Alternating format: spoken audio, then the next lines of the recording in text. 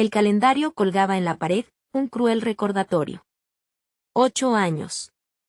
8 años de matrimonio, 8 años esperando un bebé. La palabra infertilidad se había convertido en una sombra que me perseguía, una losa pesada en mi pecho. Aprendí a sonreír con falsa alegría cuando mis amigas anunciaban sus embarazos, a fingir desinterés cuando veía carritos de bebé en el supermercado. Las mañanas eran una rutina despiadada: tomar la temperatura, hacerme pruebas, consultar el calendario de ovulación. El baño, antes un refugio, se había transformado en un laboratorio de esperanzas rotas. Cada prueba de embarazo, una línea solitaria que se burlaba de mis sueños. Javier, mi esposo, intentaba ser fuerte por los dos. Lo veía en sus gestos, en cómo apretaba mi mano en el médico, en cómo cambiaba de tema cuando la conversación se volvía inevitablemente hacia los niños. Pero yo conocía su mirada. Esa mirada triste que aparecía cuando pasábamos por un parque infantil, o veíamos a familias felices en el supermercado. Una mezcla de anhelo y resignación que me rompía el corazón. ¿Alguna vez te sentiste así? Compártelo con nosotros en los comentarios. Cada visita al médico era una montaña rusa de emociones. Nueva clínica, nuevo especialista, nueva esperanza y nueva decepción. Intentemos este tratamiento, ajustaremos la dosis, hay otras opciones. Las palabras del doctor resonaban como promesas vacías. La presión social, aunque difícil, era soportable. Lo insoportable era mi suegra, Patricia. Desde el principio, su idea de la mujer perfecta era una madre. Sus comentarios, al principio velados, se volvieron cada vez más directos, más hirientes. Recuerdo aquella tarde, después de una consulta especialmente desalentadora. El doctor había sugerido otras opciones. Volvía a casa con el corazón destrozado. La imagen del calendario, con sus meses vacíos, se grabó en mi mente.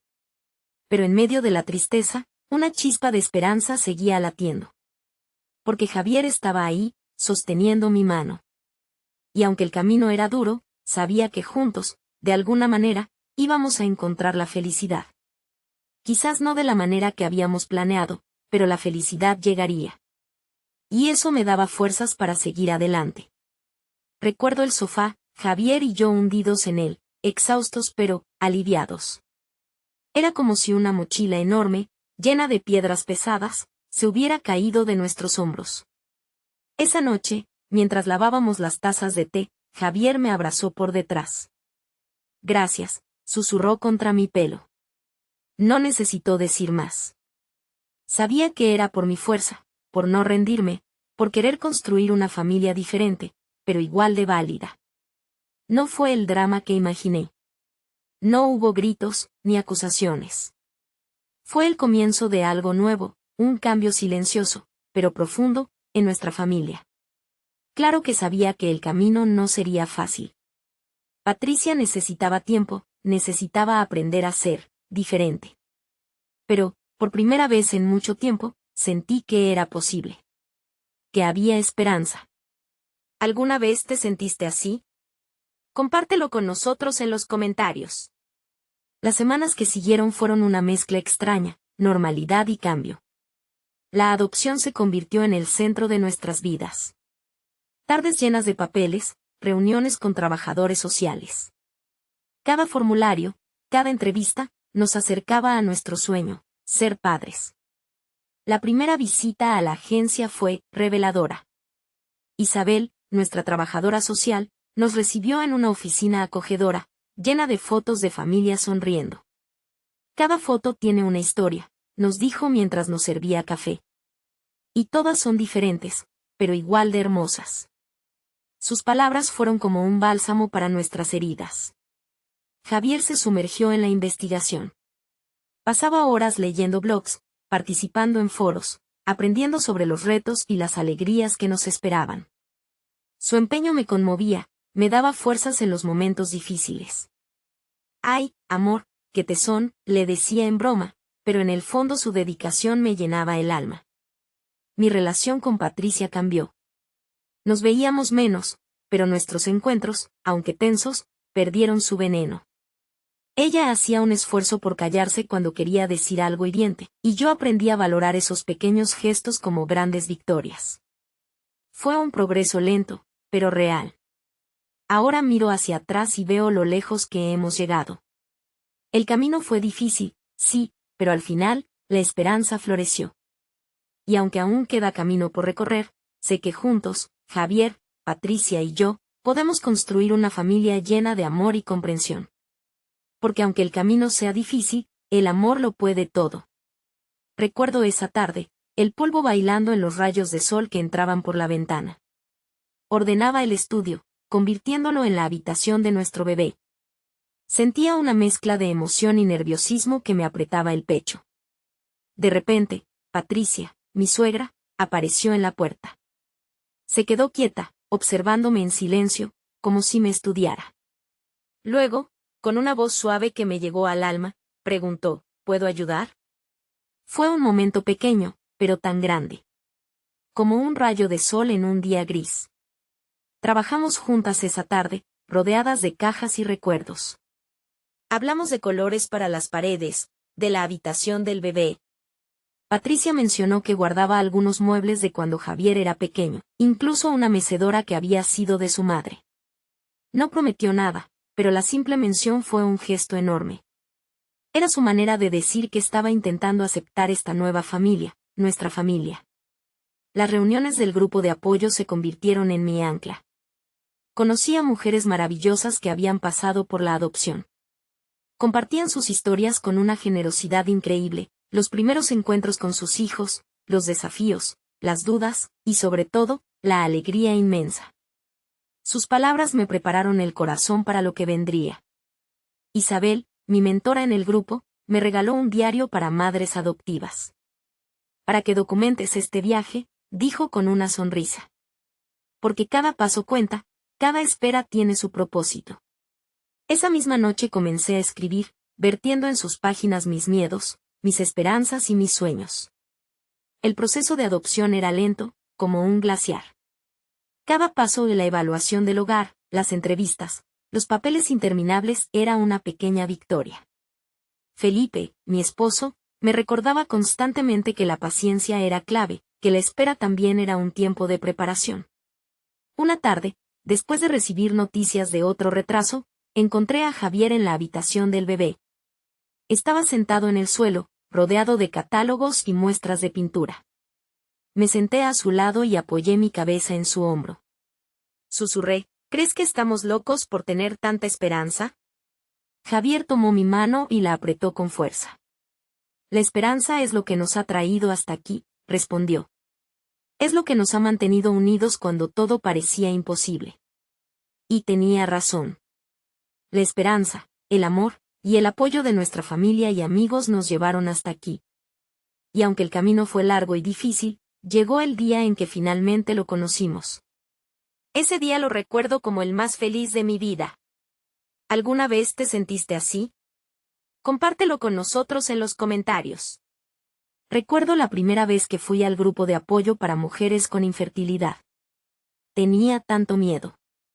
Sentía como si mi cuerpo me hubiera fallado, como si fuera una mujer rota. Clara, una mujer con una sonrisa triste, habló primero.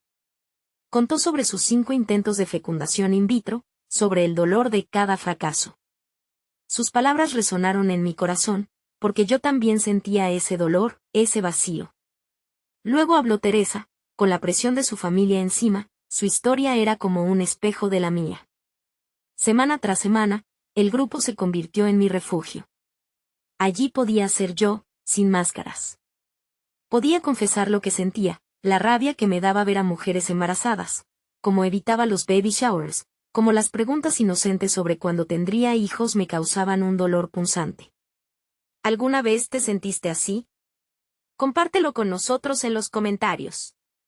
Isabel, una mujer sabia y cariñosa, me tomó bajo su protección. Me enseñó a manejar los comentarios hirientes, a poner límites y a cuidarme. Tu valor como mujer no se mide por tu capacidad de tener hijos, me repetía. Al principio, esas palabras sonaban vacías, pero poco a poco, se fueron grabando en mi alma. En una de esas sesiones, Por fin encontré el valor para hablar de Marta, la mujer que me había hecho tanto daño con sus palabras crueles esa noche en el sótano. Las lágrimas fluían, pero eran lágrimas de liberación, no de vergüenza ni de rabia. El grupo me ayudó a comprender que el problema no era yo, sino los prejuicios de otras personas. Aprendí que la infertilidad no es un castigo, ni me hace menos mujer. Es una condición médica, que merece compasión y comprensión. Una tarde, después de una sesión especialmente emotiva, estaba con Javier en nuestro jardín. El sol se ponía, pintando el cielo con colores hermosos. Tomé su mano y le conté todo, la noche en el sótano, las palabras de su madre, el apoyo que había encontrado. Por fin, podía compartir mi dolor y mi lucha sin sentirme juzgada. Ahora, puedo decir que estoy sanando. El camino no ha sido fácil, pero he aprendido a quererme y aceptarme, con o sin hijos. Y eso, es un triunfo. Recuerdo la noche que todo cambió. Javier me escuchaba, sus dedos entrelazados con los míos. Su rostro era un mapa de emociones, sorpresa, dolor, rabia, y finalmente, una determinación que nunca antes había visto. Había acabado de contarle sobre mi infertilidad, el diagnóstico que me había dejado destrozada. Al terminar, me abrazó tan fuerte que apenas podía respirar. Lo siento tanto, susurró contra mi pelo. No tenía idea. Debía haberlo notado. Debía protegerte. Esa noche hablamos durante horas. Javier me contó su propia lucha con la infertilidad, su miedo a decepcionarme, la sensación de insuficiencia. Era la primera vez que realmente nos abríamos el uno al otro, sin tapujos, sin esconder el dolor. Hablamos de otras maneras de formar una familia. Javier mencionó la adopción, algo que habíamos considerado antes, pero nunca seriamente. Hay tantos niños que necesitan un hogar, dijo con suavidad. Tal vez este es nuestro camino. En el grupo de apoyo para mujeres con infertilidad, había escuchado historias de parejas que habían adoptado, encontrando felicidad en un camino diferente. Sus experiencias me enseñaron que el amor familiar no se basa en la biología. Mientras Javier y yo hablábamos de adoptar, sentí que una nueva esperanza florecía en mi corazón. Los días siguientes fueron un torbellino. Investigamos sobre adopción, leímos testimonios, contactamos agencias, hablamos con otras parejas. Cada dato nos convencía más de que este era nuestro camino. El grupo de apoyo fue mi ancla en este proceso. Allí compartí mis miedos, mis dudas sobre si podría amar a un niño que no llevara mi sangre. Las otras mujeres me tranquilizaron, asegurándome que el amor maternal no conoce límites biológicos. Se forma en el corazón, no en el útero. Una tarde, mientras contaba mis planes de adopción, Sofía, una mujer sabia del grupo, me sonrió. ¿Ves cómo las heridas pueden convertirse en puertas a nuevos caminos?, me dijo. Tenía razón. El dolor que me había hecho sentir tan perdida se estaba transformando. Se estaba convirtiendo en algo que podría traer alegría, no solo a nuestras vidas, sino también a la vida de un niño que necesita una familia. ¿Alguna vez te sentiste así? Compártelo con nosotros en los comentarios. El futuro se ve lleno de amor y esperanza. Recuerdo ese domingo como si fuera ayer.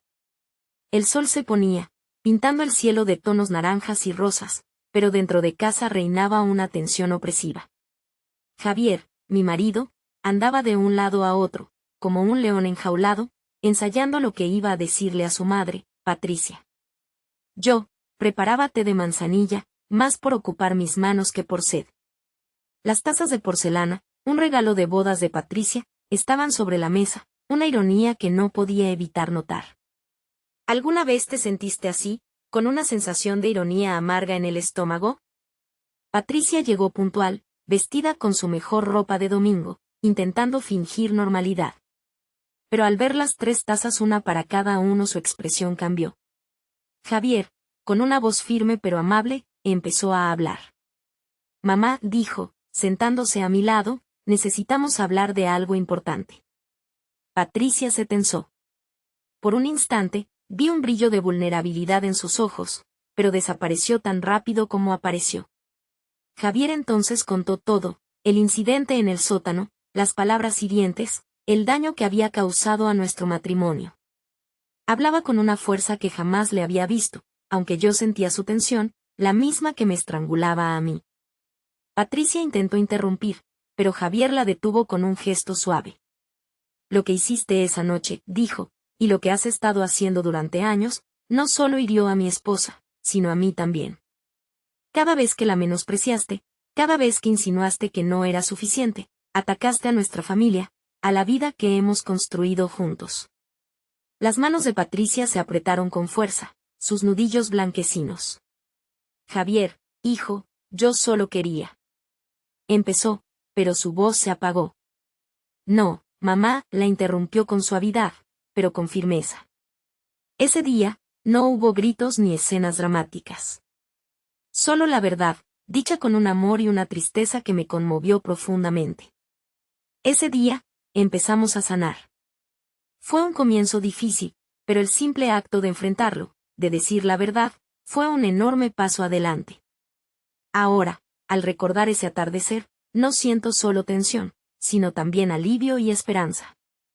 ¿Te ha pasado alguna vez que la verdad, aunque dolorosa, fue también el inicio de algo mejor?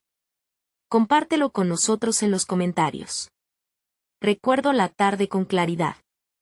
El aire estaba pesado, como una manta húmeda.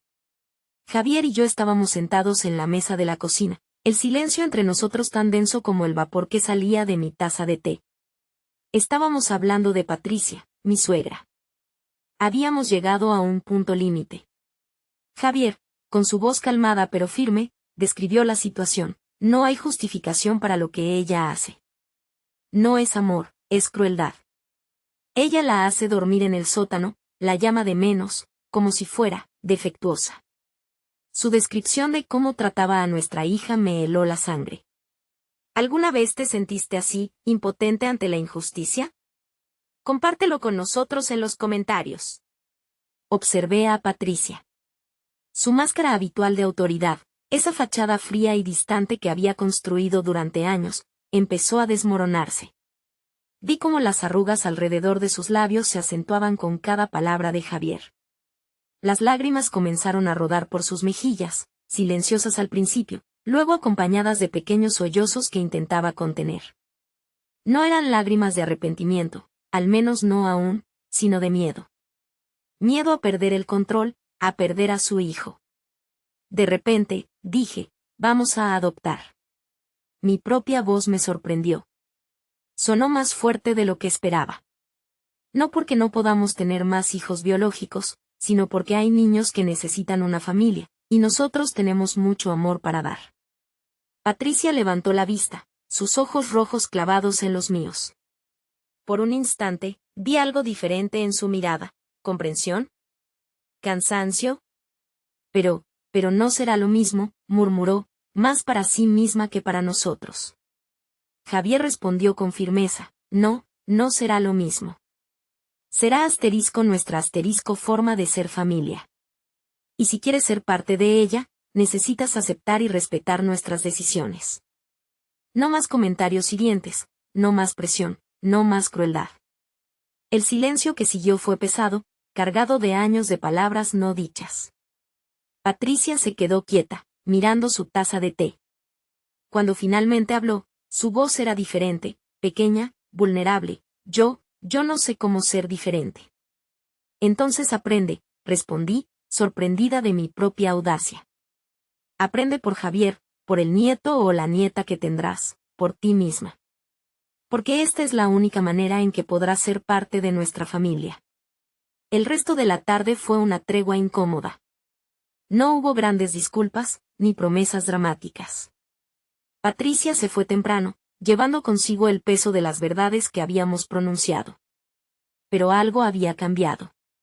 Un pequeño rayo de esperanza había penetrado en la oscuridad. Sabía que el camino sería largo, pero teníamos que seguir adelante, por nuestro amor, por nuestra familia, por un futuro mejor.